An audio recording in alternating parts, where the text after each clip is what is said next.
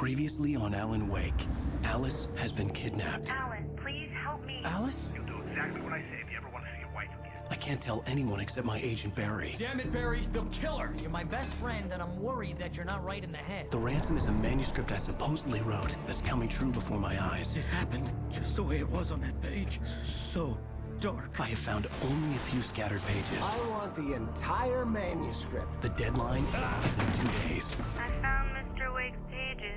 Good girl. How the hell did she get her hands on the manuscript anyway? I don't know. She's resourceful. I told you you were too hard on her. Listen, I found out all sorts of interesting stuff while I was digging around. Yeah. Mr. Wake, it's Sheriff Breaker. We have an FBI agent here, Agent Nightingale. FBI? He's anxious to see you. You'd better come to the station. Okay, I'll be right over, Sheriff.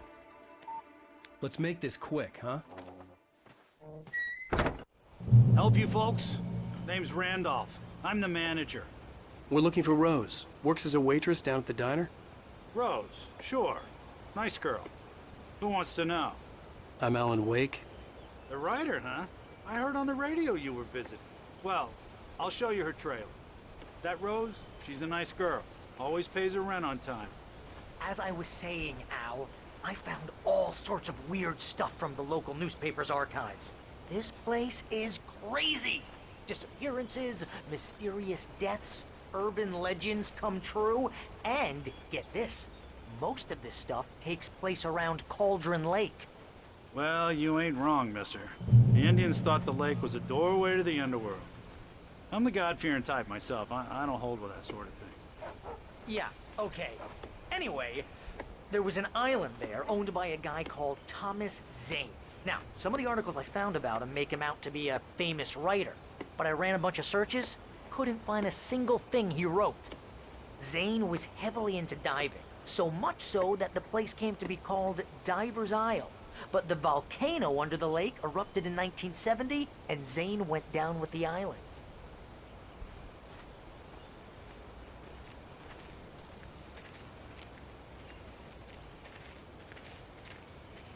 Yeah, how about that? It was there in the morning, as if it had fallen from the sky.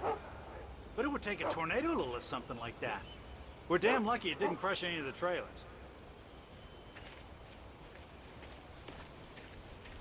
Come on, mister. I'll take you to Rose's trailer.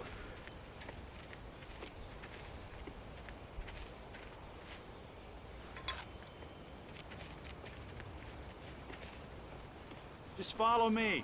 It's not far.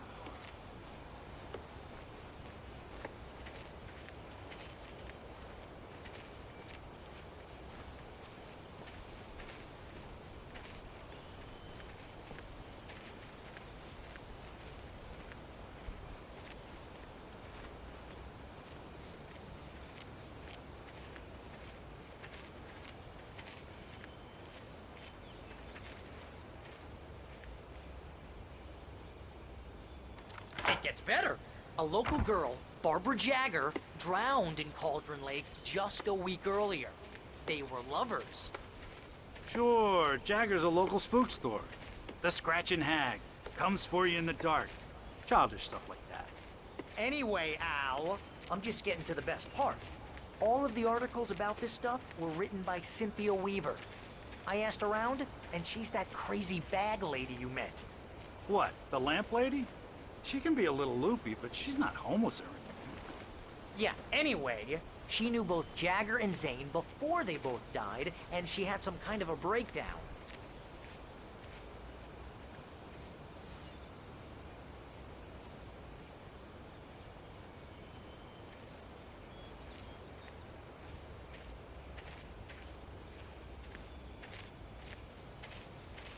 Well, mister, this here's Rose's trailer. You mind me asking what you want with her? We're just here to talk to her, pal.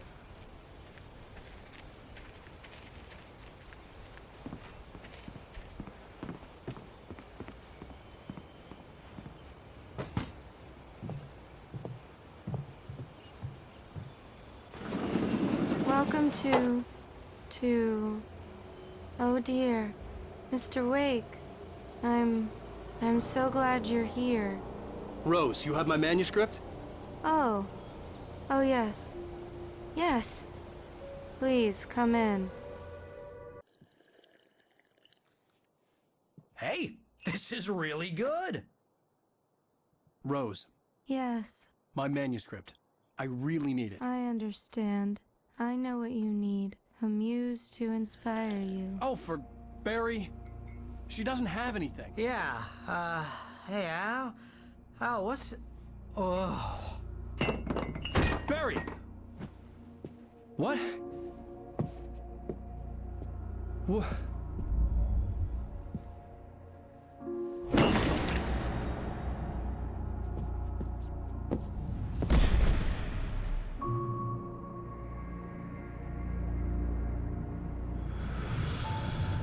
It's coming for you, hiding in my barber's skin.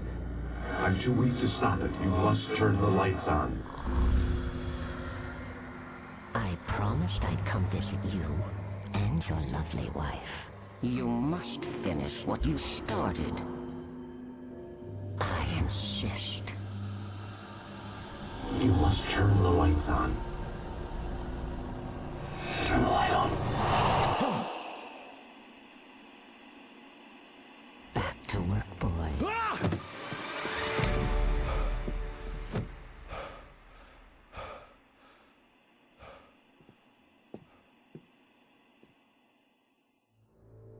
I felt nauseous, hungover. Only anger kept me going.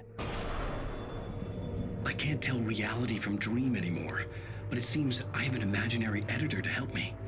She's an old woman in a funeral dress. I call her Barbara Jagger. She's very strict. I'm writing faster and faster. My manuscript is being heavily revised. The edits are getting very aggressive, and each day there's less of me and more of her. I hate it, but I know she's right. She promises me I can save Alice this way. She knows more of this than I do.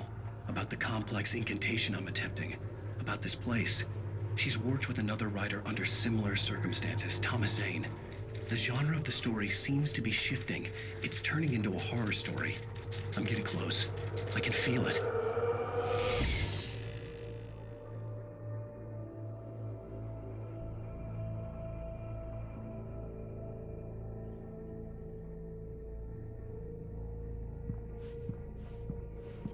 Rose took a day from me. I had less than 12 hours left to meet the kidnapper. All I could do was get Barry into the car, work something out once I got on the road.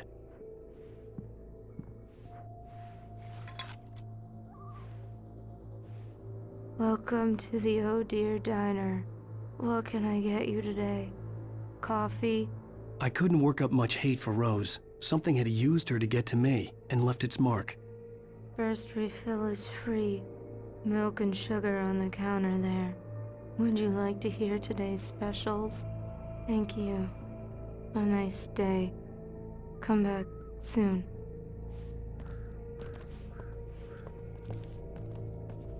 Barry was out of it. He was way too heavy to carry.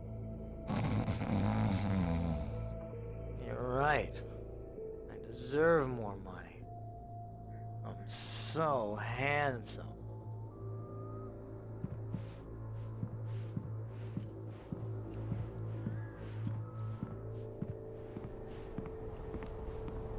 My gun and flashlight were gone.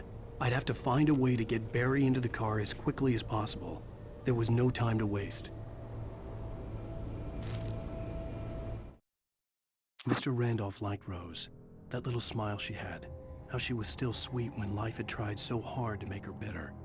It wasn't any of his business what she did in her trailer. But those strangers, the writer and his smart-ass sidekick, looked like trouble. And they'd been in there for hours. Way past her normal bedtime. He reached for the phone and called the sheriff's station.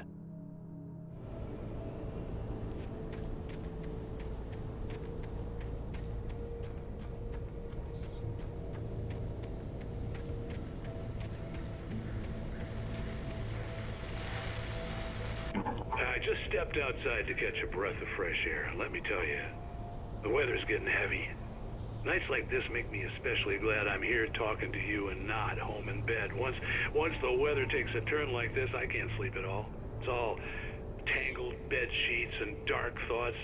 punctuated by the occasional plunge into nightmare. Is it just me? Well, perhaps it is. But I hope I can make the night a little bit easier to get through. Caller, you're on KBF FM. Hey, Pat, it's Walt Snyder. What's on your mind, Walt? Well, I ain't the way you are, but, well, I can't sleep either, you know? I just been staring out the window here, trying to make sense of it all, but, I ain't been drinking either, you know? I just... Well, you sound like a man with a problem, Walt. I had argument with Danny, and, then I got in trouble with the law, and, I'm just, well... I heard something like that, Walt. Yeah, well, Danny's my best friend, and, they let me out on bail today, and now I'm just alone here at the window, waiting, man, and there's something in the air tonight, man. I was just outside looking up at the sky above our broadcast tower thinking the same thing. What are you waiting for, Walt? I don't know. Something's gonna happen. I think I better go. Well, Walt, maybe... No, thanks, Pat. Well, good luck to you, Walt. Hang in there. Let's take a little break, folks. This weather's really something else, huh? How can I be sure that you will walk away?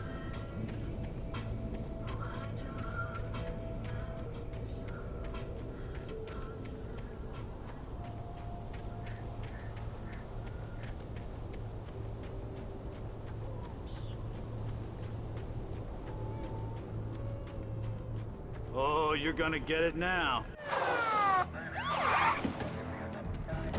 God knows what you've done to that poor girl. This is Agent Nightingale, FBI! Get him up, Hemingway! You're under arrest! You move a muscle, I'll unload right in your goddamn face!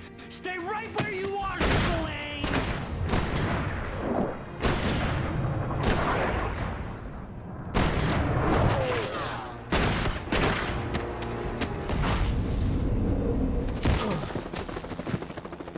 What are? I'm standing right here, you goddamn maniac!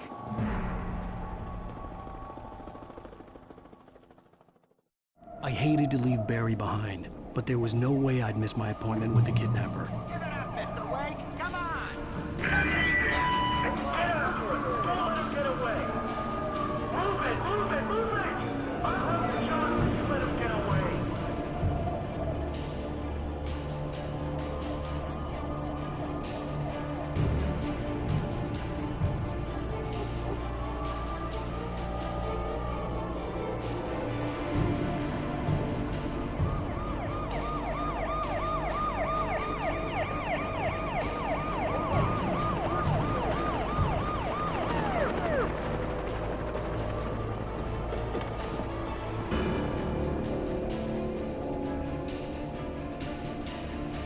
Stop running! We have the suspect in sight! Okay, Ben. Keep your eyes peeled. He's gonna try to make it through here. Oh, damn. Ben, out! Over here!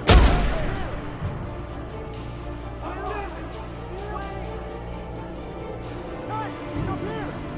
God damn it, where'd he go? Dr. Ryan!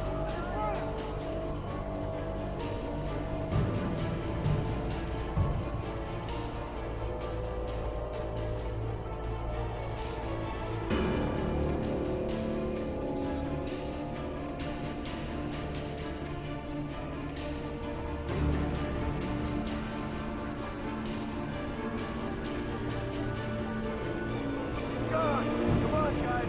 We need to head him off.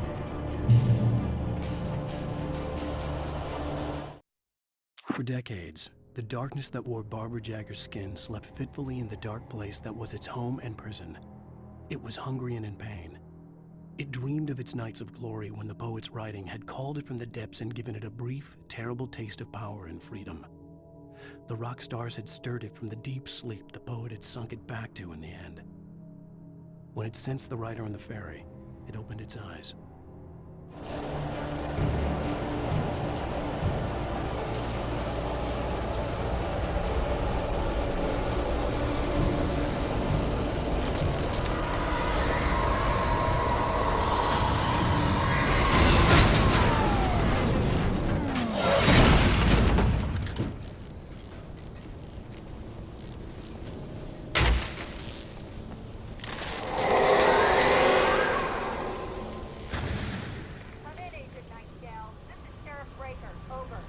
Nightingale, over. What on earth is going on? My deputies tell me you fired at Wake, and he didn't have a gun. You almost hit a civilian instead. Over. Sheriff, Wake's running. I'm giving chase. I don't have time for this. Well, make the time. You can't just go shooting at people in my town. Over. I'm a federal agent pursuing a fugitive. You want to discuss my methods, Sheriff? Make an appointment. Over. You stay right where you are, Agent Nightingale. I'm on my way. Out.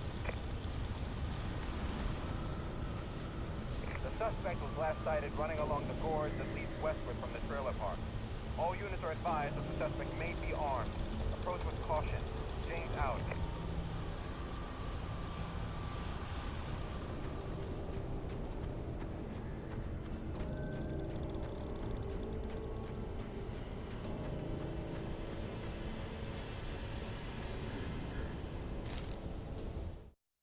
Rose didn't know how the strange old lady got in her trailer, and she looked wrong somehow. The woman showed her teeth in an approximation of a smile and traced a finger down Rose's cheek. "Pretty girl," she said. Rose felt as if she was falling asleep, but her knees didn't buckle. The crone spoke in a whisper, her words ice cold and dark in Rose's ear.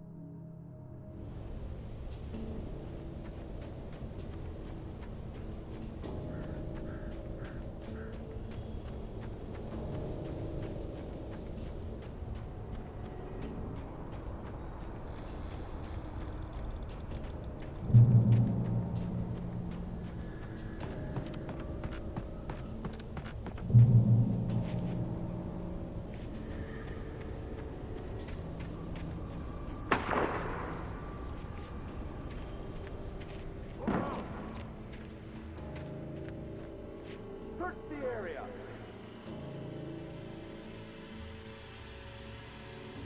Stay sharp. This way. Over here.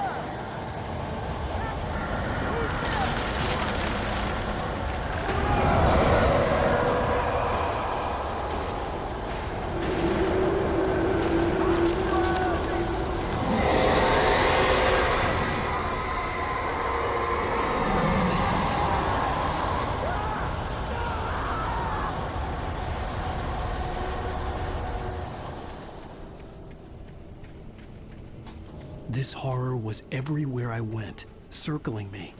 The cops didn't stand a chance. They were after a rider, not a monster.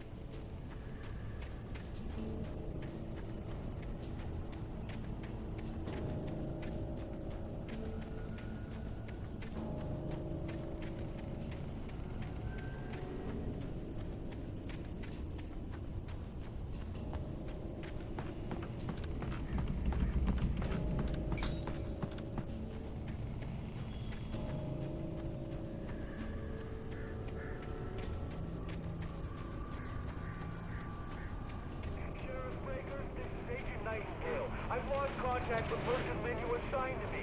It's Wake's doing. Wait, are you seriously telling me that geek writer just took out my deputies? Are you kidding? I mean, have you seen this guy? He wears a tweed jacket. Over. He's the guy we're chasing. If it's not him, who then? Bigfoot? Over. I don't know yet, but I'm not in the habit of jumping to conclusions. That tends to come back and bite you in the ass. Out.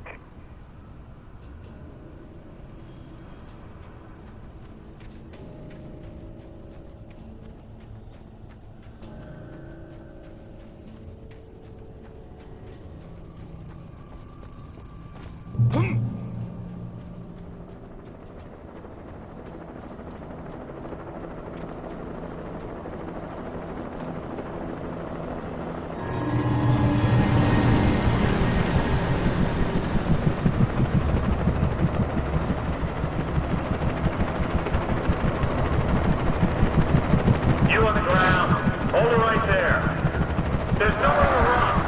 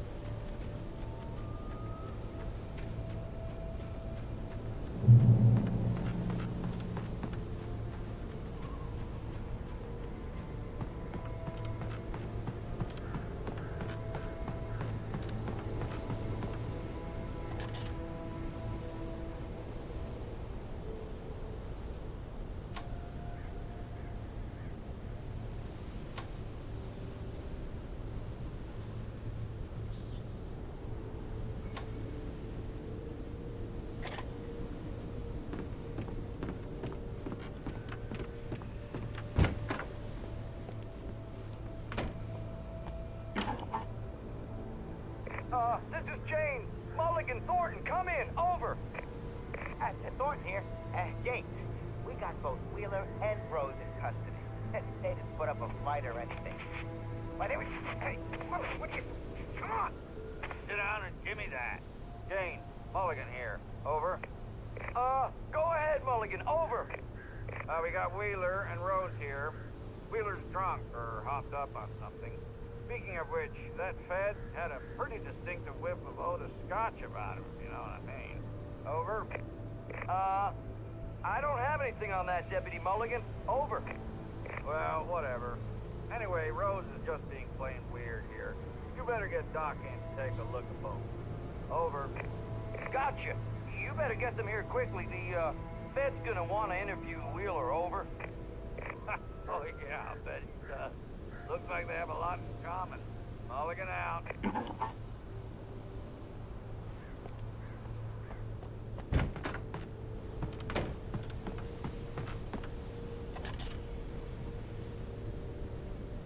I could see the lights of the radio station in the distance.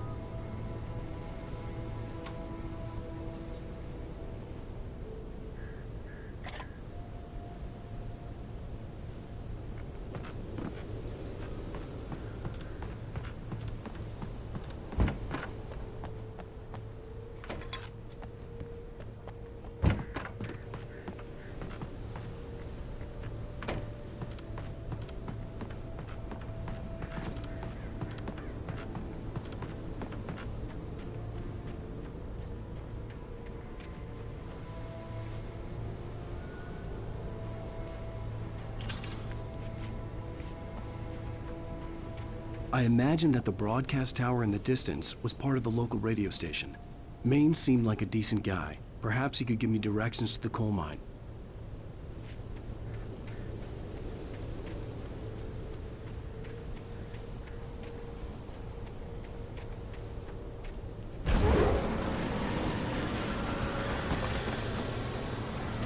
Unnatural shadows clung to the gate. The darkness that was after me was trying to stop me. I wouldn't get through without a fight.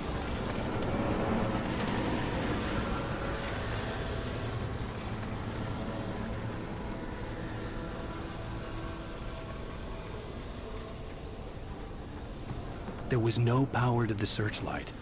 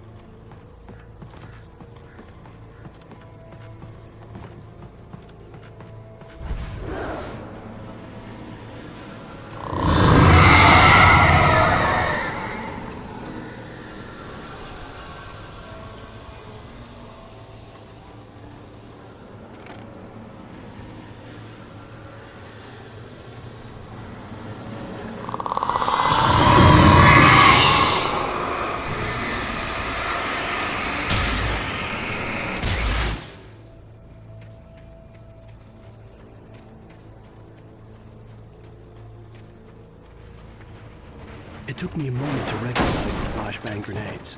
They were an ideal weapon for my situation. Team 1, come in. Over. Team 1, this is Sheriff Breaker. Report. Over.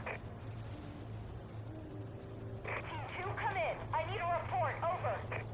Come on, guys. Talk to me. Come in, please. Over.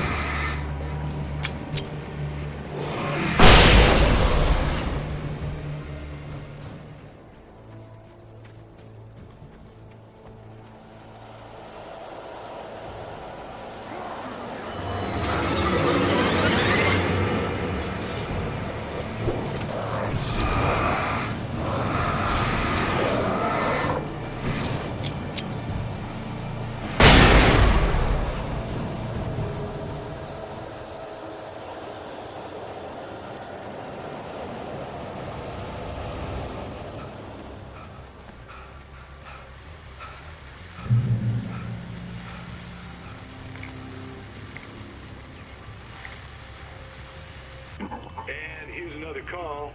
You're on KBFFM with Pat Maine. It's Milt Peabody, Pat. What's on your mind, Milt?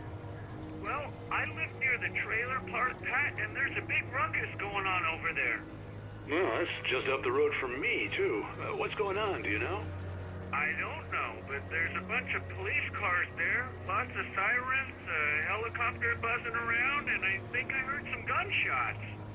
Gunshots? Yes, sir, like from a pistol. So can you find out what's going on? Because it's just next door and they're popping off guns there. They're still shooting? No, it was maybe 10, 15 minutes ago. It sounds serious, Pat. I'm telling you, it don't sound like no party. Well, I'm certainly going to give the station a call, Milt. Okay. You'll hear it here as soon as I hear from them. Okay, thanks.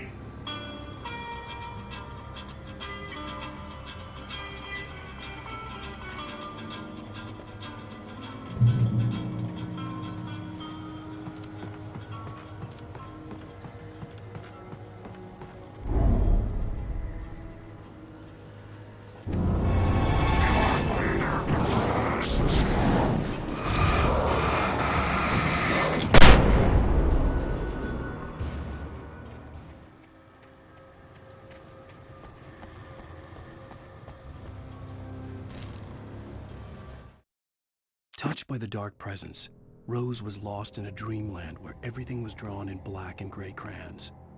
The old lady had promised her that all her wishes would come true. She would be Alan Wake's muse. She was smiling so hard it hurt her face. She crushed a bottle full of sleeping pills into the coffee. Deep down inside, she was screaming in terror.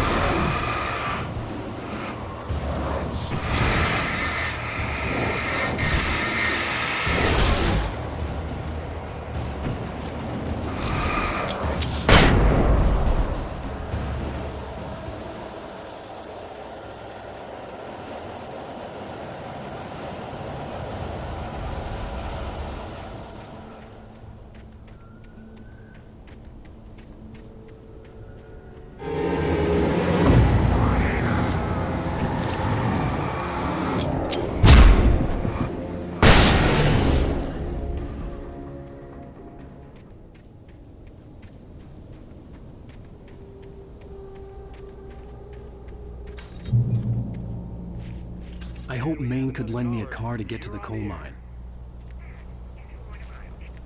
Why, hello, Lorna. What do you have for us? Well, I just don't see why the cops filed it with the trailer park. What do you mean? It's a trailer park. Of course you're going to have trouble in a place like that. I mean, what do you expect? The sheriff should be helping us normal citizens instead of wasting resources on those people. Well... Let the trash sort themselves out. I'm sorry, but my granddaddy settled the Bright Falls in 1911. Well, thank you very much for that, compassionate viewpoint, Lorna. How can I be sure? You'll walk away.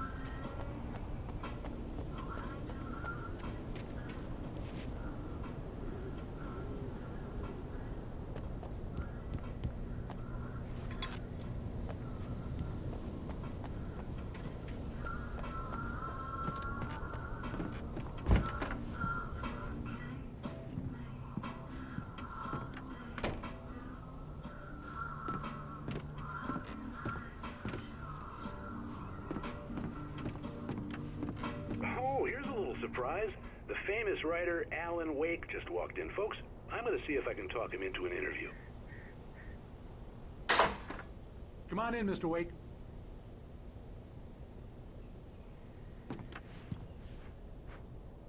It looks like Mr. Wake is going to need a moment before we can talk, so let me give you a little background while he prepares himself. You've all heard the name, of course. Alan Wake is the author of a very successful series of Alex Casey crime novels. He's changed gears, though. He's now working on a horror story.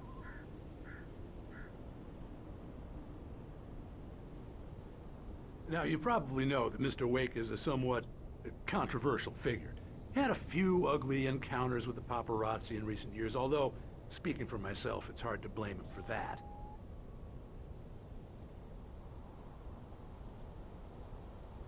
Regular listeners will remember that I met him on the ferry last week. He's avoided the spotlight pretty well, but here he is, taking some time out of his vacation to talk to us. How can I be sure? Oh, I'm so glad you could find the time to do this, Mr. Wake. Nowhere to run now, Dan Brown. You back away from me. Don't hurt it. Whoa, everyone calm down. Put the gun down. We're all friends here, right? Cool your jets, Nightingale. We got him. Judas Priest! What the hell's the matter with you? There's a civilian in there.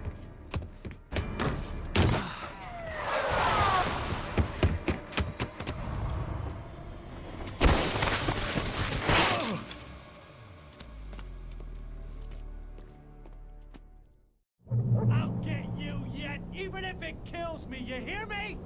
You hear me, H.P. Lovecraft? I had fallen off so many cliffs it was ridiculous. That's what you get for naming a book The Sudden Stop. It was probably good I hadn't had the chance to tell Maine where I was going. I'd have to lose the cops and find my own way to the mine.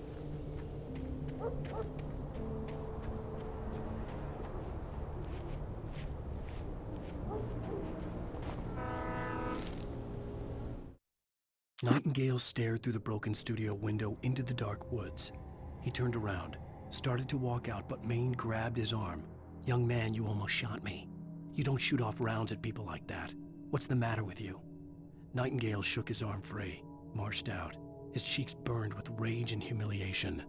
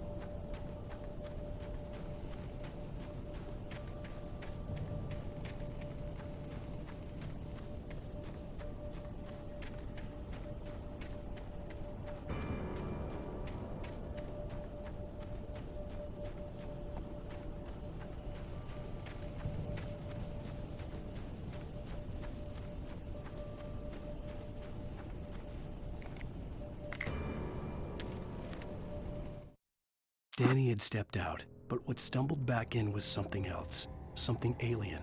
A monster. Walter tried to kill it, first with his fists, then a chair. It wouldn't die. Instead, it kept coming, unaffected by the beating it had taken. After Walter managed to kick it down the cellar stairs, fear took over. He ran, got behind the wheel, gunned the engine. The booze wouldn't make him forget, but he knew he had to try.